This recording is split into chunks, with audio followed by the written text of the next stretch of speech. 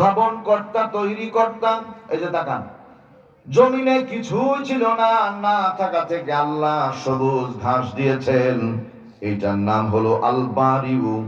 মাদ্রাসা ছিল না, আল্লাহ মাদ্রাসা তৈরি করেছেন, আল বারিউ। আমরা কি দুনিয়াতে ছিলাম ভাই? ছিলাম না। দুনিয়াতে পাঠিয়েছে, নামাজ করে বলেন তিনি কে? আল্লাহ। আল বারিউ, আল বারিউ মানে তৈরি কর্তা, উদ্ভাবন কর্তা। আল মুসাউইরু, সূরত দাতা, আকৃতি দাতা। ওই কাকা ঘুমান না। কেউ সাদা, কেউ কালো, কেউ লম্বা, কেউ বেটে। বড় ভাই কথা বলেন, ঠিক না বেঠিক? এত সুন্দর সুন্দর তৈরি করেছেন যিনি, আসমান জমিনের মালিক তিনি। হুঙ্কার মেরে বলতে হবে আলহামদুলিল্লাহ। তাহলে আল্লাহ রাব্বুল আলামিন, তার কথা মহান সত্য কথা। আল্লাহ পাক ইনসাফ ওয়ালা আল্লাহ। এখন পরবর্তী শব্দটা খেয়াল করেন, আল্লাহ কি বলছেন? লা মুবাদ্দিলা লিকালিমাতিহি ওয়া হুয়াস সামিউল আলীম।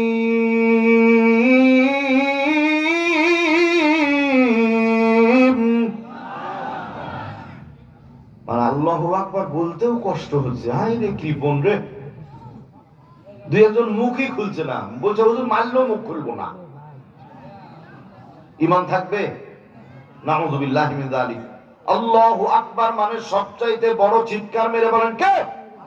আল্লাহ। তাহলে আল্লাহু আকবার মানে সবচাইতে আল্লাহ বড়।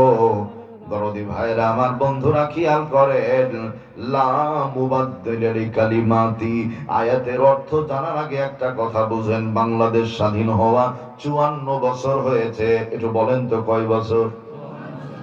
এই 54 বছরের স্বাধীনতার পরে এদেশের জন্য একটি সংবিধান রচনা করা হয়েছে।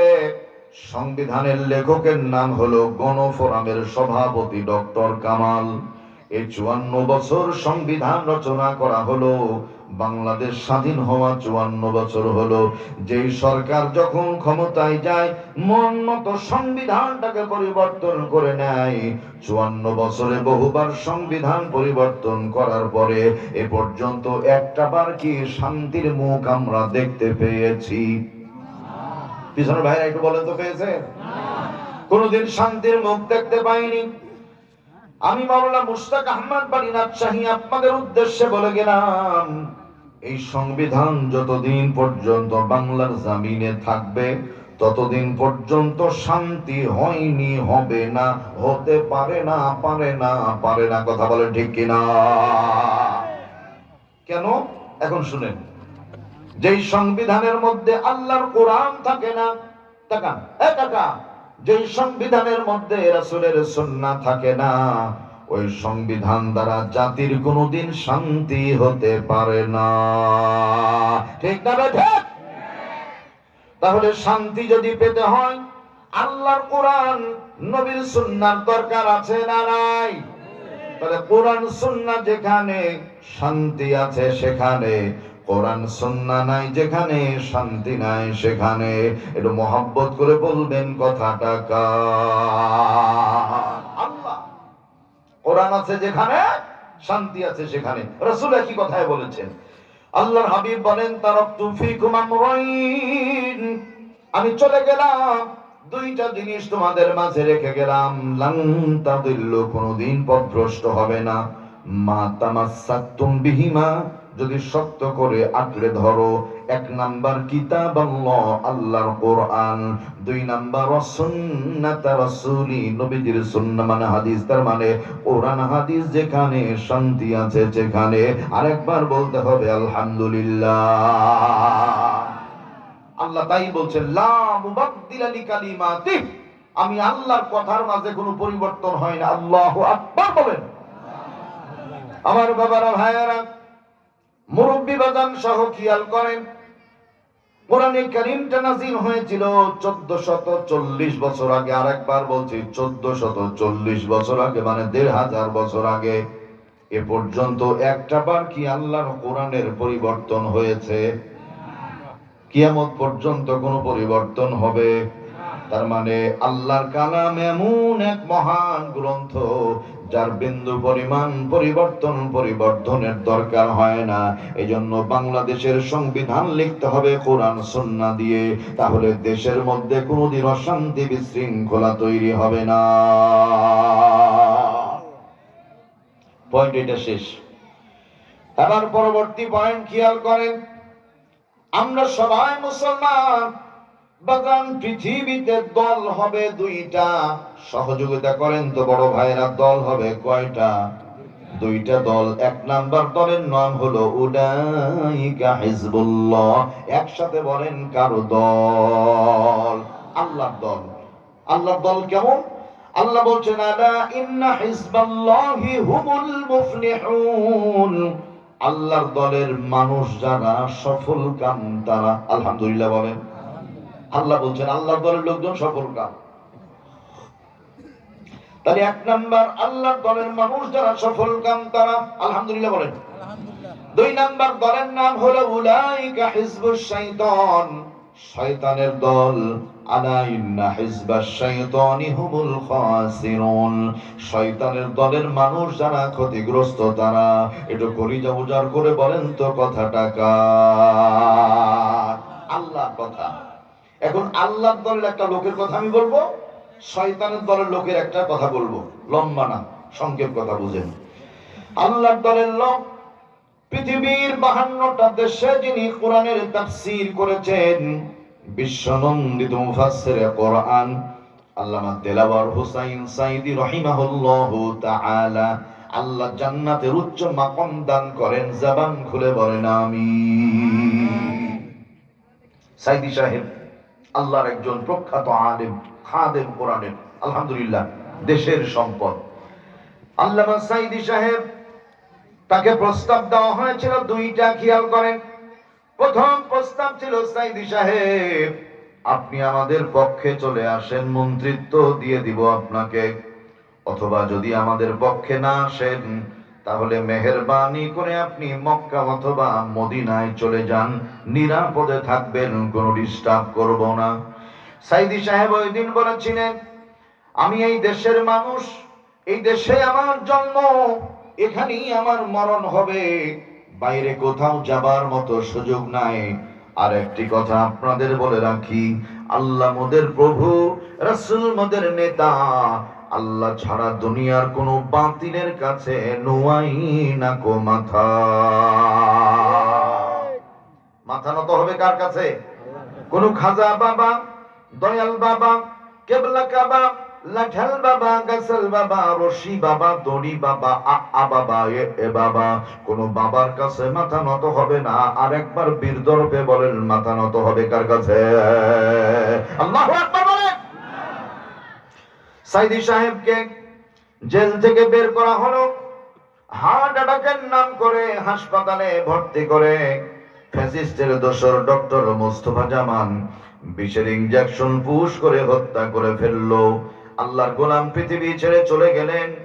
বাংলাদেশের অবিসংবাদিত নেতা, মৃত্যুর পরে জানা যায় 7 জনের বেশি লোক পাওয়া যায়নি, অথচ জানা যায় কোনো বাধা বিপত্তি ছিল না।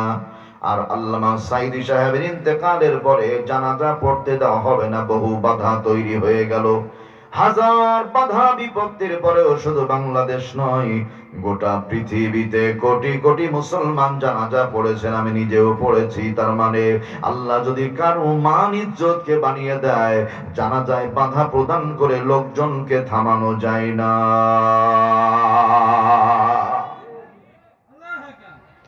সম্মানিত ভাইরা আমার, দরদিরা, আল্লাহ তাআলা এখন কি বলছেন শুনে যান। فما بكت عليهم السماء والأرض وما كانوا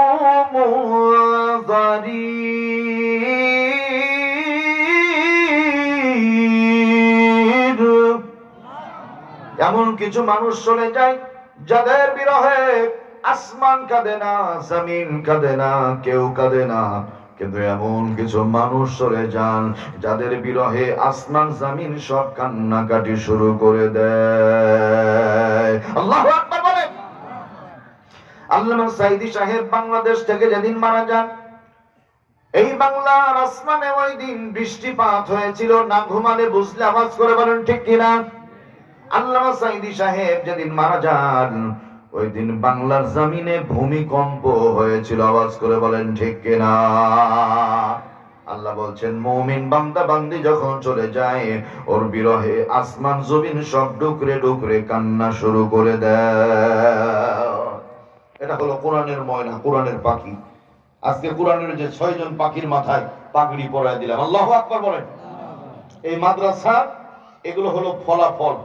আর তারা গাছ লাগিয়েছেন, মানে মাদ্রাসা তৈরি করেছেন, গাছ, গাছের ফল খেতে হবে না? গাছের ফল হলো এই 6 জন ছাত্র। আলহামদুলিল্লাহ বলেন।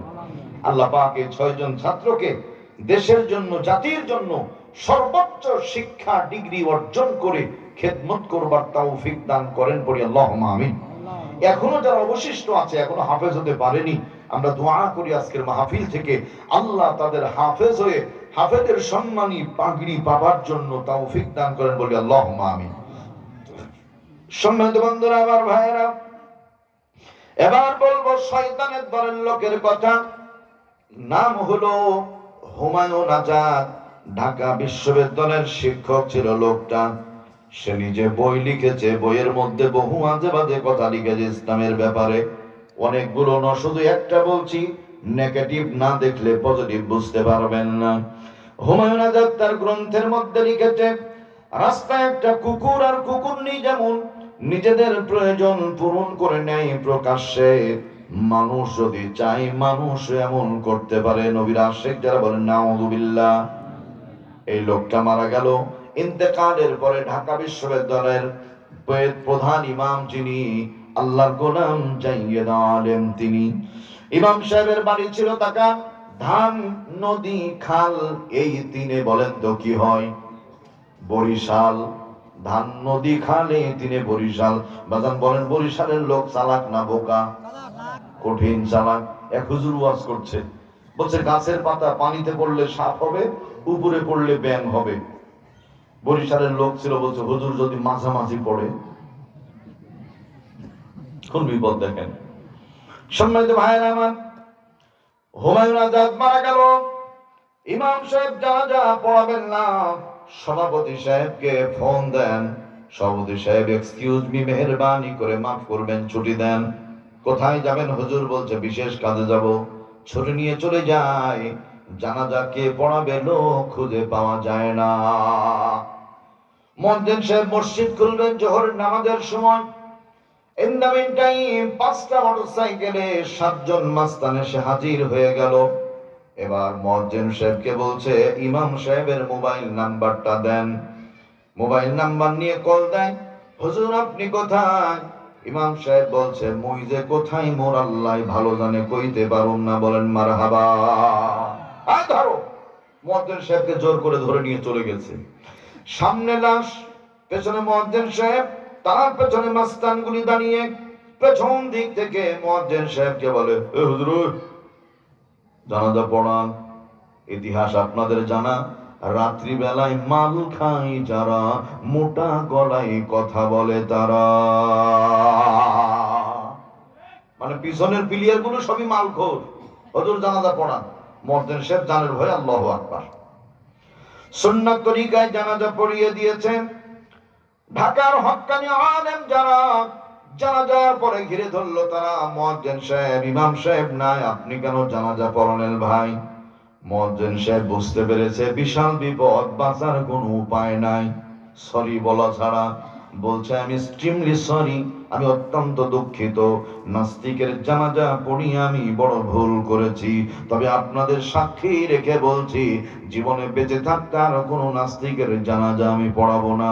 সরি বললে মানুষকে কিছু বলা যায় না। মুয়াজ্জিন সাহেবের কাছ থেকে উলামায়ে ইকরাম বিদায় হয়ে চলে যাচ্ছে। মুয়াজ্জিন সাহেব ডাক দেয়, আল্লাহর গোলামেরা, উলামায়ে ইকরাম শুনে যান, ছোট্ট একটা কথা শুনে যান। কাছে যেমনি এসেছে ওই সময় বলছে কি হয়েছে? বলে ওরা আমাকে জোর করে ধরে নিয়ে চলে গেল। সামনে লাশ, মনে মনে ভয় পাচ্ছিলাম কি হবে কি হবে। পেছন দিক থেকে হোমকার দিল, জানাজাটা পড়িয়ে দেন। আমি সুন্নাত তরিকায় জানাজা পড়িয়ে দিয়েছি। আল্লাহর রহমতে এখন আমার স্মরণ হচ্ছে শুধু ওযু ছিল না। এই ফায়সালা কার? কথা বলেন। আল্লাহর ফায়সালা।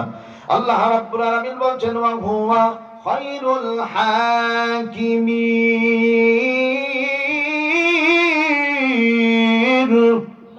আমি আল্লাহ উত্তম বিচারক। দুনিয়ার বিচারকদের কাছে ঘুষ ঘাস দিলে বিচার কম বেশি হয়ে যায়, আমি আল্লাহ এমন একজন বিচারক, আমি আল্লাহর কাছে ঘুষ ঘাস দেবার মতো কোনো ব্যবস্থা নাই। বড় ভাইরা, ঘুষ কেন? আমাদের বাংলাদেশে একটা বিড়ি হাতে ধরিয়ে দিলে বিপক্ষে সাক্ষী দেয়। নাউযুবিল্লাহ, এত ঈমান কম আমাদের। সম্মানিত ভাইরা আমার, তার এখানে একটা পয়েন্ট আমরা পেলাম, তা হলো কার দলের লোক হবো? কার দলের লোক? সবাই বলেন। কেন আল্লাহর দলের লোক হবেন? খেয়াল করেন। আলা লাহুল খালকু ওয়াল আমরু তাবারাকাল্লাহু রাব্বুল আলামিন।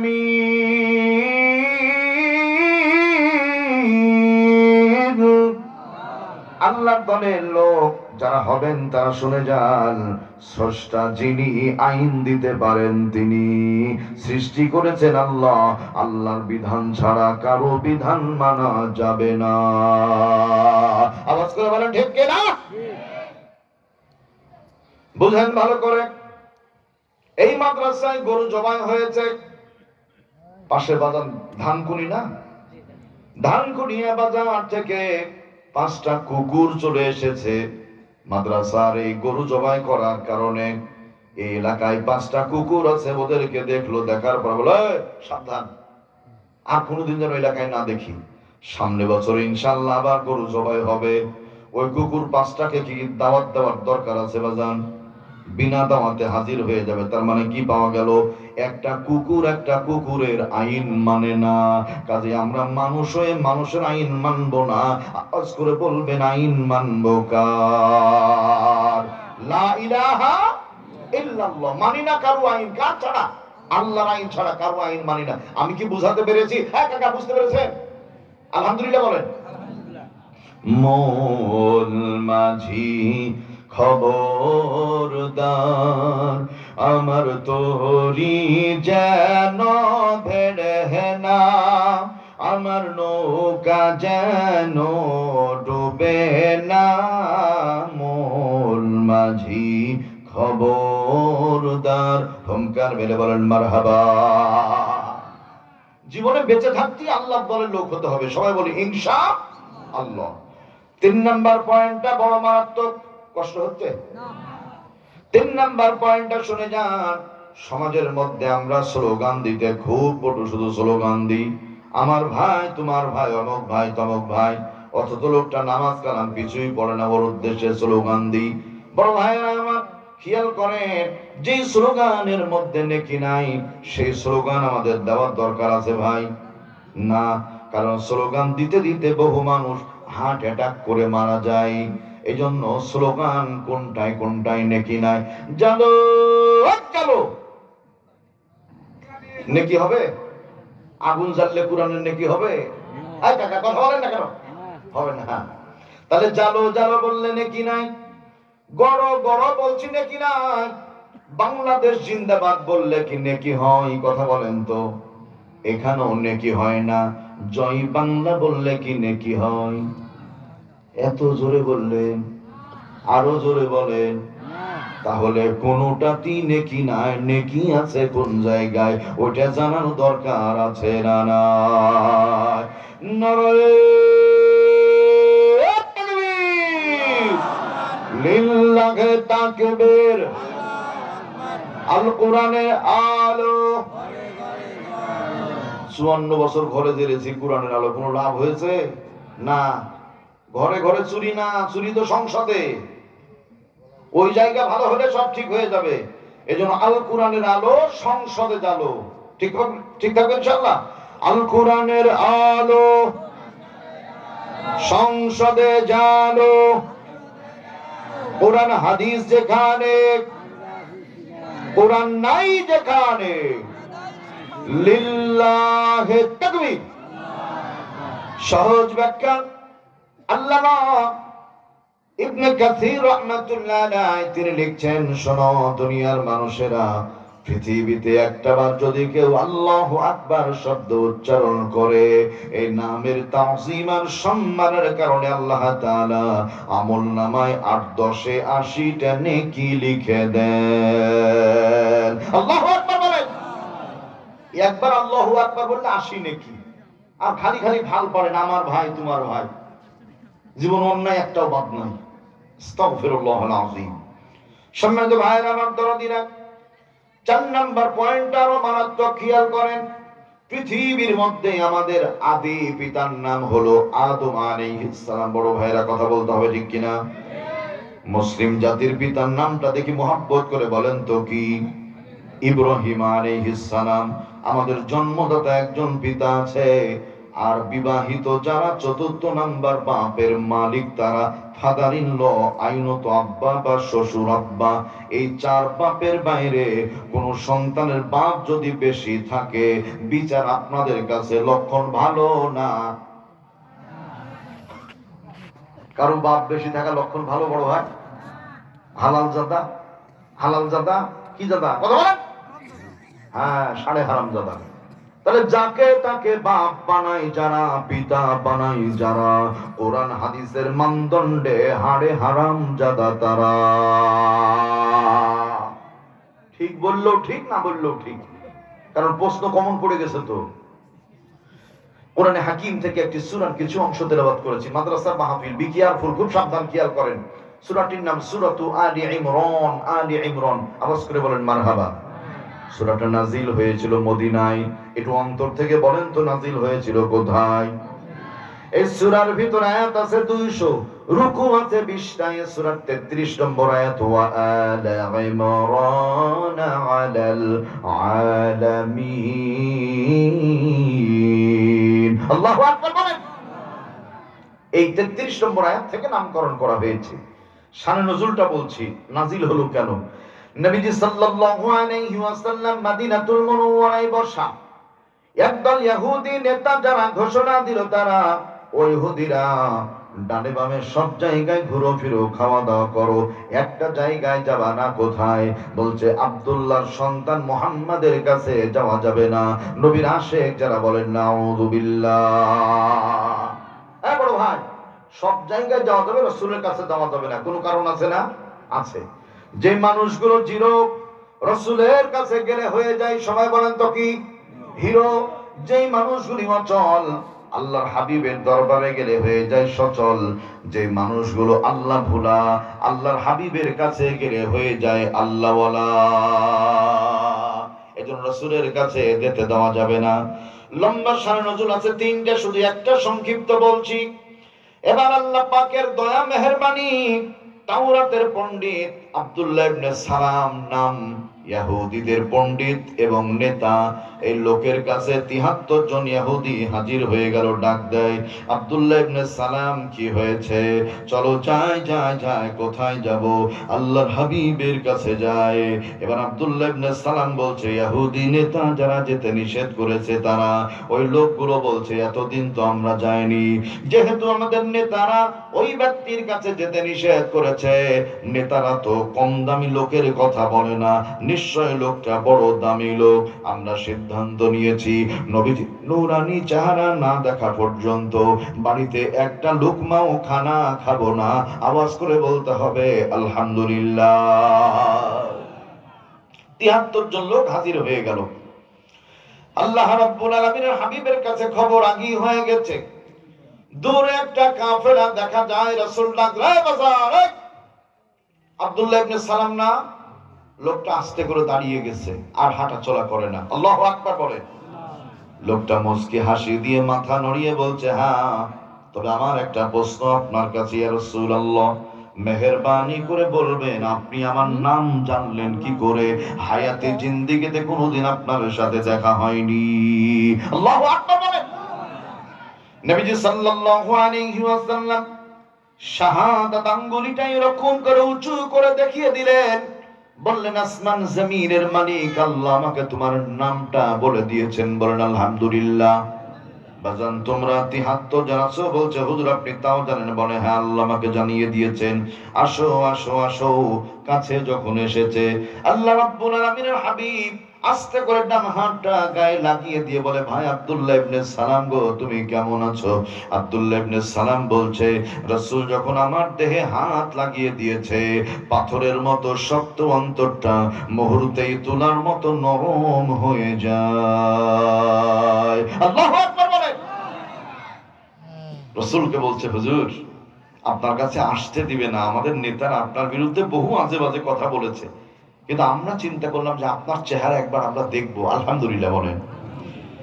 আল্লাহর হাবিব বললেন, চুপ করে বসো দেখি। নিশ্চুপ বসে আছে মানুষগুলো নবীজির নূরানী চেহারার দিকে চাতক পাখির মতো হা করে তাকিয়ে আছে। আল্লাহর হাবিব লক্ষ্য করেন, কিছু সময় এমন থাকার পরে আস্তে করে ডান দিকে মাথা ঘুরিয়েছেন, তাবাসসুম মুস্কি হাসি দিয়ে যেমনি বাম দিকে মুখটা ফিরিয়ে নিয়েছেন, সঙ্গে সঙ্গে আব্দুল্লাহ ইবনে সালাম বলছেন, হাদা লাইসা বিওয়াজহি কাযাব, মানে এত সুন্দর চেহারার মানুষ জীবনে কোনোদিন একটাও মিথ্যা কথা বলতে পারে না। আল্লাহু আকবার বলেন। ইহুদিরা রাসূলের ব্যাপারে বলছে, হুজুর আপনি জীবনে একটাও মিথ্যা বলতে পারেন না। বড় ভাই, আমাদের সমাজে মিথ্যা আছে না নাই? আরে বাপ রে, একদম বাগডম গোড়ার ডিম মিথ্যা দিয়ে ভরা। রংপুরে মাহফিলে গেছি, এক নেতা চলে আসলো, হুজুর একটু সুযোগ দেন, ব্যস্ত পারে কথা বোঝেন না। মাইক দিয়ে দিলাম, মাউথপিস হাতে নিয়ে বলছে, আউযুবিল্লাহির রহমানির রহিম। মুসলমান ভাইদের প্রতি নমস্কার, হিন্দু ভাইদের প্রতি আসসালামু আলাইকুম ওয়া রাহমাতুল্লাহ। হাসার কোনো উপায় আছে? ওই সময় তো বুঝতেই পারছেন, হাসলি জেলখানা। টিস্যু দিয়ে মুখ চাপে ধরে হাসছে, নেতা যেন শুনতে না পায়। আস্তাগফিরুল্লাহাল আযীম। সম্মানিত ভাইয়েরা আমার, দরদিরা, তাহলে সমাজের মধ্যে মিথ্যা আর মিথ্যা। শুনেন, ভালো করে শুনেন, ইসলামের কোরআনের ময়না পাখিদেরকে শেষ করার জন্য চেষ্টা করেছিল যারা, তাদের অবস্থা কি খেয়াল করেন। মুরব্বী এক চাচা ধানকুনিয়া বাজার থেকে সাইকেলে বাজার হাট করে নিয়ে চলে আসছে। আস্তে আস্তে ওই যে লুকমান চাচা চায়ের দোকান, বাম পাশে পুকুর আছে, খেয়াল করেন, লুকমান চা কেমন হলো? তো বলছে ভালোই হয়েছে। এই বেচারা ওই দিক তাকিয়ে ব্রেক ফেল করে ঢো ঢো ঢো ঢাস পুকুরের মধ্যে ধর্মর করে পড়ে গেছে। 3 যুবক পুকুরের কর্নারে বসে মোবাইল চালাচ্ছিল, দেখলো মুরব্বী পড়ে গেল। এবার পুকুরের কর্নারে যাওয়ার পর বলছে, কাকা কাকা আপনি কি পড়ে গেছেন? মুরব্বী চিন্তা করে, তো বেইজ্জতি করছে আমাকে। মুরব্বীও সে 72-এর খতিয়ান, পুরাতন জিনিস। তাকান, ওই কাঠে পড়ে থেকে কলার ঝাঁকি দিয়ে বলে, বাজান পড়িনি রে, পড়িনি, আমি এইভাবেই নামি। কাকা, বিগত সময়গুলিতে মাদ্রাসার বিরোধিতা করেছে। টাকা শিক্ষামন্ত্রী প্রতিমন্ত্রী যে ছিল চট্টগ্রাম বাড়ি, এই বদমাস বলেছিল দেশে মাদ্রাসায় এমন বাড়া বাড়ছে, স্কুল কলেজে ছাত্র ছাত্রী নাই। এই বেটা তোর অসুবিধা কি? স্কুলে ছাত্র ছাত্রী না, তোর অসুবিধা কি? অসুবিধা আছে ভাই? আমি বলছি আপনাদের শুনেন, মানে কাউকে কটাক্ষ করা টার্গেট না। মাদ্রাসায় যদি কেউ পড়ে, ডিগ্রি খেয়াল করেন, হাফেজ, কারি, মাওলানা, মুফতি, মাস্টার্স পাস করবে, এরপরে ডক্টরেট ডিগ্রি অর্জন করতে পারবে। এরকম করতে করতে গণনা করে প্রায় 8 থেকে 9টা ডিগ্রি মাদ্রাসায় পড়লে অর্জন করা যায়। জেনারেল পড়লে তাকান, matric pass, intermediate pass, honours বা ডিগ্রি পাস, মাস্টার্স পাস, সর্বোচ্চ ডক্টরেট ডিগ্রি, এর বাইরে ডিগ্রি আর জুটে না। এই জন্য বাংলাদেশে যত মানুষ আছেন, এক জায়গায় যদি করা হয় তাহলে সারমর্ম হবে, সামারি হবে। দেশের মধ্যে সবচাইতে জ্ঞানী মানুষ কারা? দেখবেন আল্লাহর কোরআন নবীর হাদিস পড়ে যারা। আল্লাহু আকবার বলেন।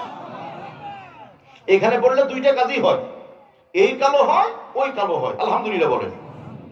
আচ্ছা, আপনাদের প্রশ্ন করি, মাদ্রাসার কোন হুজুরের বাবা, মাদ্রাসার কোন হুজুরের মা ঢাকা গাজীপুর বৃদ্ধাশ্রমে আছে 200-500 জন, এমন তথ্য কি আপনাদের জানা আছে?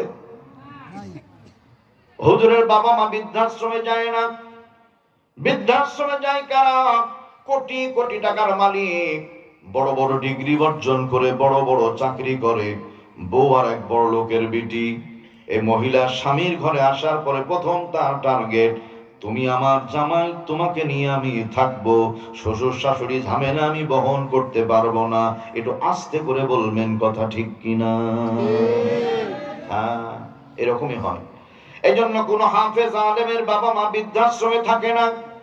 আমার ভাইরা, আল্লাহর হাবিবের দরবারে ৭৩ জন ইহুদি রাসূল, সামনে ডান হাতটা বাড়িয়ে দেয়া যাবে, নবী যেমনি ডান হাত বানিয়ে দিয়েছেন, আল্লাহর হাবিবের হাতে হাত রেখে মুহূর্তেই কালেমা পড়ে ৭৩ জন ইহুদি মুসলমান হয়ে যায়। আল্লাহু আকবার বলে।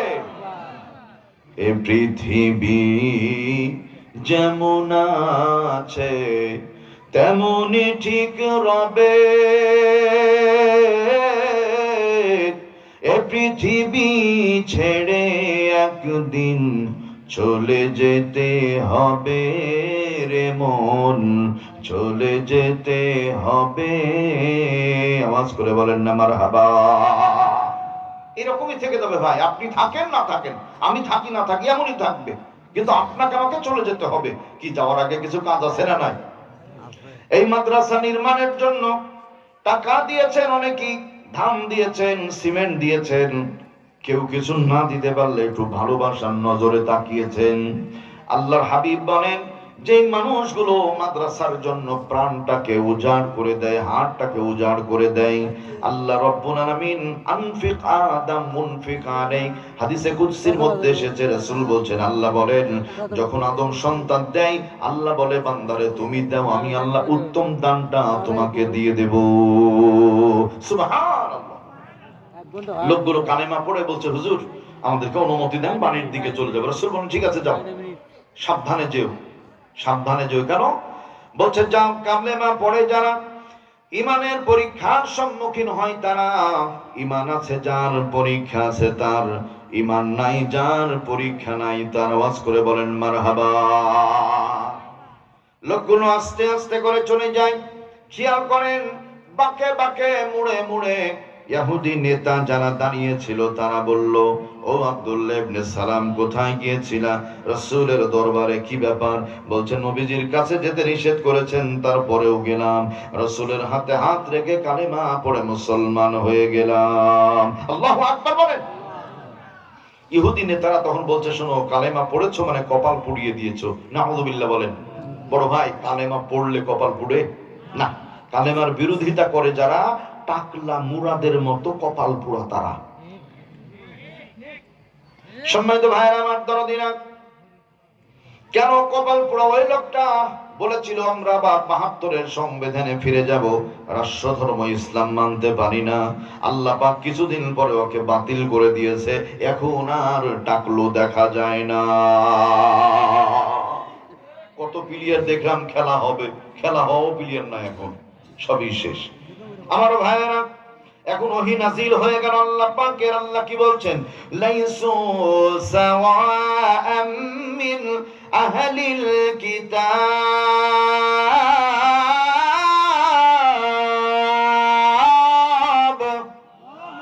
এ দুনিয়ার আহলে কিতাব মানে ইহুদি খ্রিস্টান যারা, এক সমান নয় তারা। এদের ভেতরে কিছু গোপনে ভালো মানুষ আছে। আয়াতের তাফসীর করতে গিয়ে তাফসীরে কাবীরের লেখক বলেন, এই আয়াতের মধ্যে কথা আছে, দুনিয়াতে নবীর উম্মত হবেন হব যারা, আল্লাহর হাবিবের উম্মতের বৈশিষ্ট্য হবে 8টা। নবীর উম্মতের বৈশিষ্ট্য, এটা হুমকার মেরে বলেন তো কয়টা? 8টা। সময় স্বল্প তো, 2টা আমরা আলোচনা করবো আজকে ইনশাআল্লাহ। 1 নাম্বার, উম্মাতুন কাইমা। আল্লাহু আকবার বলেন। উম্মত মানে গোষ্ঠী, উম্মত মানে দল, উম্মত মানে গোষ্ঠী, উম্মত মানে দল। কাইমা, আরবিতে 29টা অক্ষর আছে। প্রথম অক্ষরের নাম হলো আলিফ। একটু মহব্বত করে বলবেন, প্রথম অক্ষরের নামটা কি? আলিফ। সোজা না বাঁকা? সোজা। মুসলমান যারা সোজা থাকবেন তারা দুনিয়ার কারো কাছে মাথা নত করবেন না। জেল হবে, জুলুম হবে, হামলা হবে, মামলা হবে, ফাঁসি পর্যন্ত হয়ে যাবে। জাবানে একই কথা, আল্লাহর হুকুমের বাইরে আমি যেতে পারি না, পারবো না। একসাথে বলেন ইনশাআল্লাহ। আরো সহজ, এরকম একটা মোটা গাছ, বট গাছ, 100 জন লোক যদি আমরা ধাক্কা দিই সবাই মিলে একসঙ্গে, মেহেরবানি করে জবাব দিবেন গাছটা কি পড়ে যাবে ভাই? পড়বে না। তাহলে একটা গাছকে 100 জন লোক ধাক্কা দিয়ে যদি ফেলা না যায়, গত কয়েক বছর আগে ঢাকার সাভারে একটা বিল্ডিং ধসে পড়েছিল। যুবক ভাই যারা জবাব দিবেন, তারা বিল্ডিংটা কি প্লাজা ছিল? রানা প্লাজা। ওই বিল্ডিং ধসে পড়লো যখন, ওই সময় দায়িত্বশীল বলল, তখন বলছে জামাতের লোকজন ধাক্কা দিয়ে বিল্ডিং ফেলে দিয়েছে। এমন কথা বলতে পারে তারা মিয়াদ উত্তীর্ণ মালখোর যারা। তাহলে ভাই একটা গাছকে যদি ধাক্কা দিয়ে ফেলা না যায়, উম্মাতুল কাইমা এই শব্দের অর্থ হলো যে আপনার আমার উপরে বাংলার আসমান এবং জমিন যদি চাপিয়ে দেওয়া হয়, মারা যাব কিন্তু ঈমান যাবে না। ইনশাআল্লাহ বলেন। শেষ পয়েন্ট এটা। এখানে 3 ঘন্টার ওয়াজ আছে, সংক্ষেপ করলাম। 2 নাম্বারটা, কাইমাতুন ইয়াতলুনা আয়াতিল্লাহ।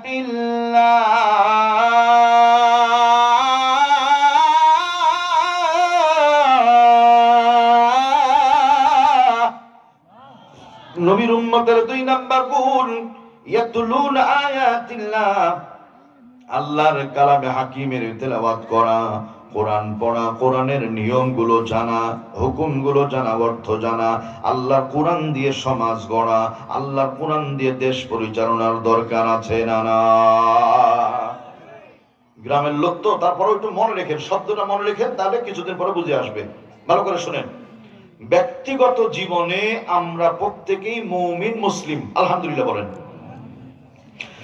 সামাজিক, রাষ্ট্রীয়, রাজনৈতিক জীবনে অধিকাংশই বেঈমান আর মুনাফিক।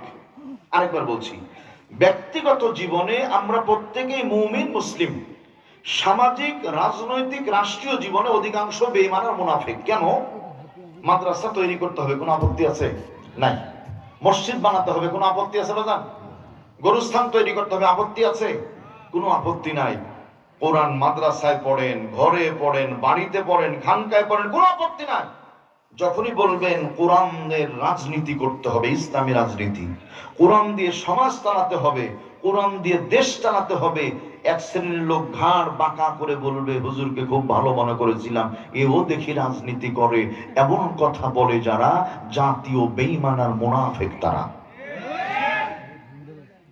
কাকা ঠিক আছে না কথা? আমি, এটা আমার বাপ, আমি সন্তান। আমাদের পরিবারের মধ্যে আমাদের ছেলে মেয়ে বউ বেটি যারা আছে পর্দা করে, কথার কথা ধরেনি। এইখানে আরেকটা পরিবার আছে, আরো 5টা পরিবার, এরা পর্দা করে না। আস্তে আস্তে সৎসঙ্গের স্বর্গবাস, অসৎসঙ্গের সর্বনাশ। আমাদের বউ ছেলে মেয়ে ওদের দেখে ওরাও বেপর্দা হয়ে যাবে। এই জন্য বাংলাদেশে প্রত্যেক চাঁদাবাজকে যদি ভালো করতে হয়, সন্ত্রাসীকে যদি ভালো করতে হয়, মালখোরকে যদি ভালো করতে হয়, চোরকে যদি ভালো করতে হয়, তাহলে সংসদ ভবনে কোরআনের বিল পাশ করতে হবে।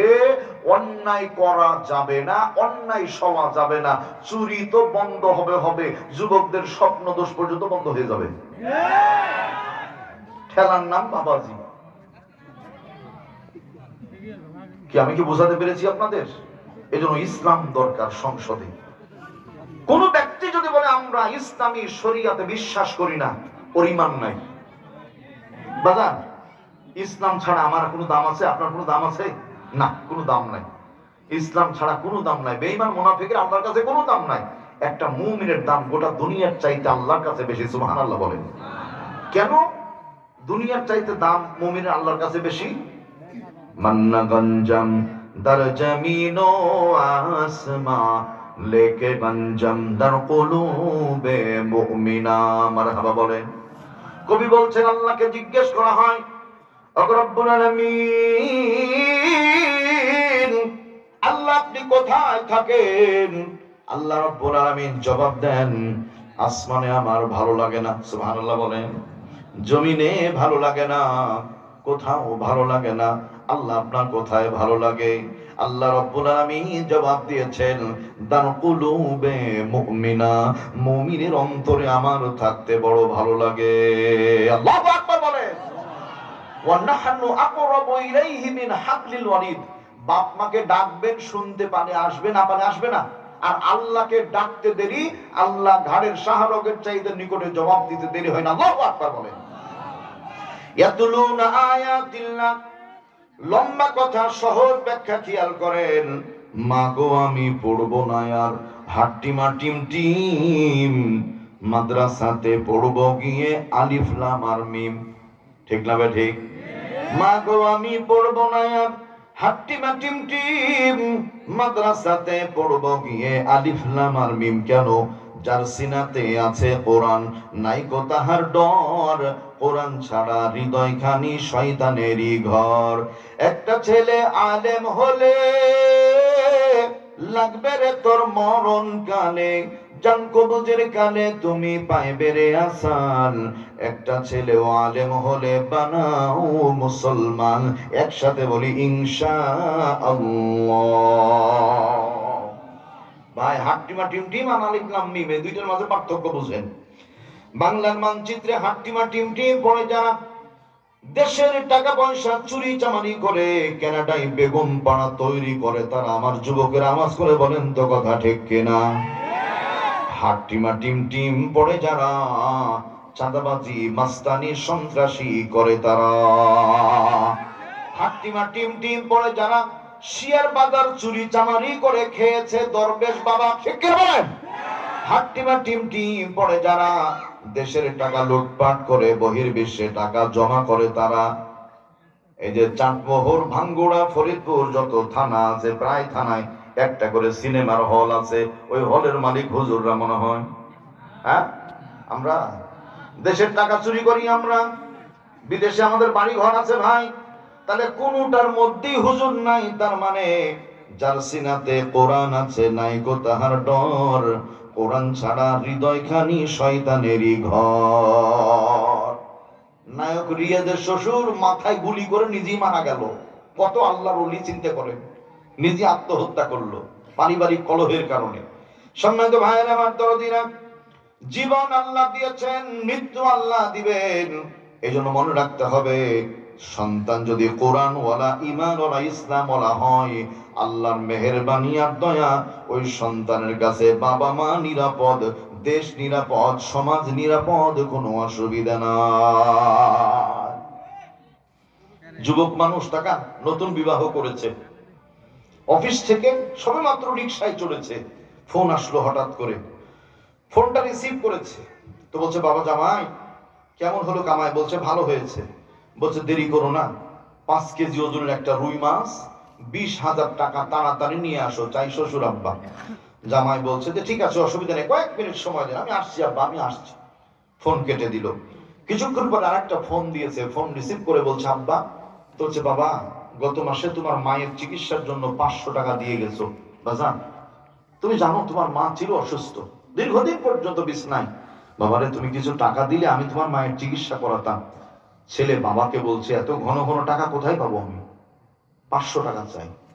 বলছে এত ঘন ঘন টাকা কোথায় পাবো? রিক্সাওয়ালা ব্রেক মেরে থেমে গেছে, ওর খুব মায়া হয়েছে। Sir, if you don't mind, যদি মনে কষ্ট না নেন, একটু ফোনটা আমাকে দিবেন। দিয়েছে। বলছে আপনার আপনকে পরকে আমি কি একটু দেখাই দিব?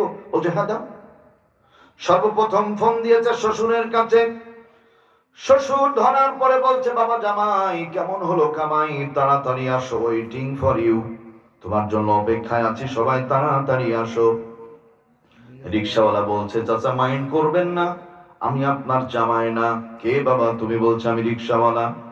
মোবাইল তোমার কাছে কেন? বলছে আপনার জামাই আমার গাড়ির প্যাসেঞ্জার ছিল, আমি নিয়ে যাচ্ছিলাম, যাবো ডানে, ভুল করে চলে গেছি বামে। হঠাৎ থেকে পেছন দিক থেকে একটা গাড়ি এসে সজোরে আঘাত করেছে, ডান পা ভেঙে চুরমার হয়ে গেল, প্রচুর পরিমাণে রক্তক্ষরণ হচ্ছে, যে কোনো মুহূর্তে মারা যাবে আপনার জামাই। একটু বুদ্ধি দেন, পরামর্শ দেন, আমি এই মুহূর্তে কি করতে পারি? আমি গরিব মানুষ, রিকশাওয়ালা।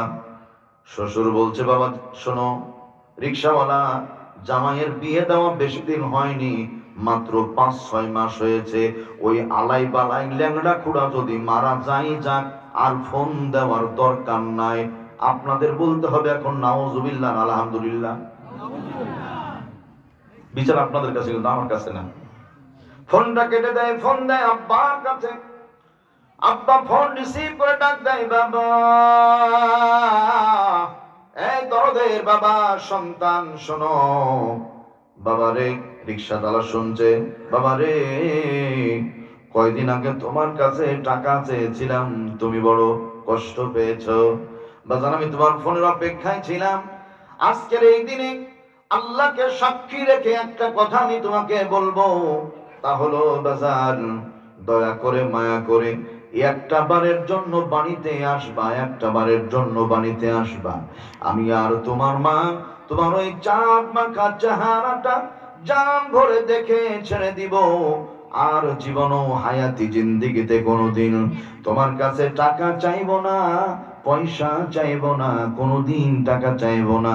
শুধু একবার তোমার চেহারাটা তোমার মার আমি জান ভরে দেখে তোমাকে বিদায় দিয়ে দিব। যাও, তুমি সুখে থাকো, আমি তোমার কাছে কোনোদিন টাকা চাইবো না। আমার ভাইয়েরা, রিক্সা চালকের চোখ দিয়ে পানি গড়িয়ে গড়িয়ে পড়ে। রিক্সা চালক ডাক দিয়ে পরিচয় দেয়, আঙ্কেল, আমি আপনার সন্তান না, আমি রিক্সাওয়ালা। বাবা, তোমার হাতে ফোন গেল কি করে? আমার ছেলের ফোন। বলে, আপনার সন্তান আমার গাড়ির প্যাসেঞ্জার ছিল, অ্যাক্সিডেন্ট করেছে, ডান পাটা ভেঙে চুরমার হয়ে গেছে, প্রচুর রক্তপাত হচ্ছে এখনো পর্যন্ত, যে কোনো মুহূর্তে মারা যাবে। একটু পরামর্শ দেন, আমি কি করতে পারি? মুরব্বী চোখের পানি ছেড়ে কাঁদে, ডাক দেয়, বাজান, শুধু ওইটা আমার সন্তান না, তুমি আমার কলিজার টুকরা সন্তান। ও বাজান, আমি গরিব মানুষ, আমি বড় দুর্বল অসহায়, ঘরে টাকা পয়সা ধন দৌলত বলতে কিছুই নাই, শুধু ভিটা মাটি ছাড়া।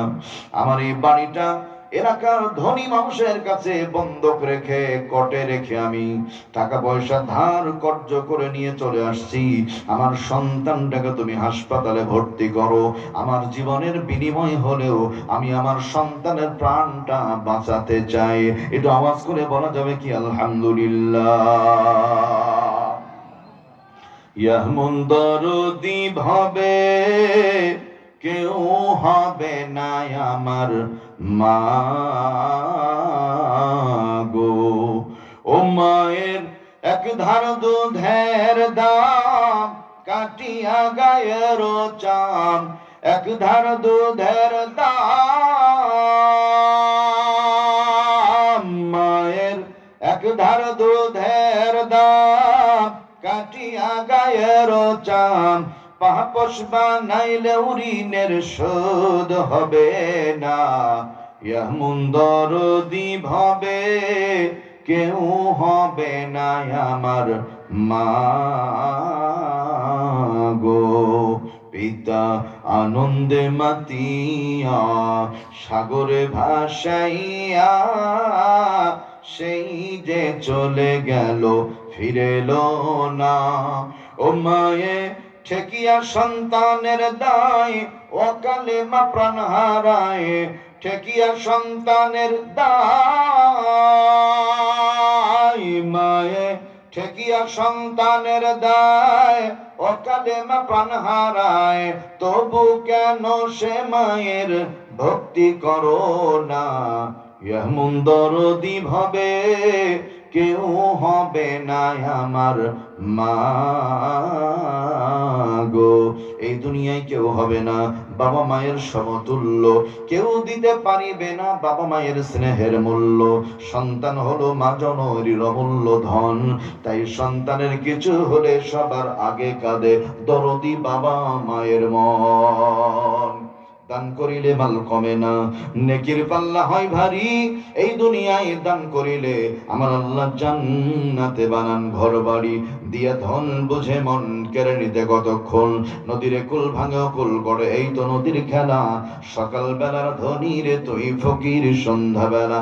আসাতি ও হাবিবুল্লাহ, দানকারীরা আল্লাহর পরম বন্ধু, বলেন সুবহানাল্লাহ। রাত্রি গভীর, দুনিয়ার অফিসগুলি বন্ধ, কার অফিস খোলা? আল্লাহর অফিসটা খোলা। এই মুহূর্তে বাবা মার কথা স্মরণ করে, সন্তানদের কথা স্মরণ করে নবীর ঘর মাদ্রাসার জন্য 20,000, 10,000, 5,000, 2,000, 1,000, 100, 200, 500 ধান, সিমেন্ট, অন্যান্য সহায় সম্পদ যার যেমন সামর্থ্য ইনশাআল্লাহ একটু মুক্ত হস্তে নবীর ঘর মাদ্রাসার জন্য দেন। প্রিয় ভাইয়ের আমার, মেহেরবানি করে দেন ইনশাআল্লাহ, আল্লাহ বারাকা দিবেন। সুবহানাল্লাহ আলহামদুলিল্লাহ। ধানকুনিয়া বহুমুখী সমিতির পক্ষ থেকে 5,000 টাকা। নারায়ে তাকবীর। আল্লাহ তুমি দানটাকে কবুল করে নাও। আল্লাহ মনে নেক মাকসাদ পরিপূর্ণ করো। আল্লাহ যারা বিদায় নিয়েছেন মাফ করো। আমিন, আল্লাহুম্মা আমিন।